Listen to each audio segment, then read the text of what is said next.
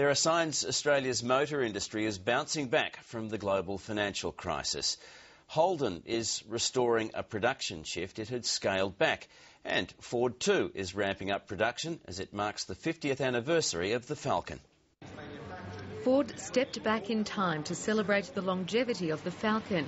But it was also time to look at the future of the car industry, which is now starting to show signs of recovery after the global financial crisis. We at Ford have come through that. In 2009, we reported a profit, turning around the company from a loss in 2008. During the financial crisis, Ford and Holden had to reduce production and cut staff. Now Ford has lifted production levels while Holden also seems to be bouncing back, announcing a cancelled production shift in Adelaide will be restored. We will be able to bring back the 300 or so employees that are currently not on full-time work to full-time work in November. But many in the industry recognise big changes are still to come.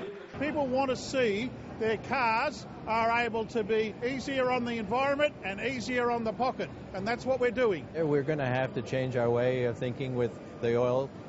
The act in the Gulf of Mexico is teaching us that in a hurry, that we don't want to be walking, so we have to find out a way to get our good cars going well with hybrid power. Industry consultant Richard Johns says the future focus will be on greener cars, but even then big cars like the Falcon are likely to survive.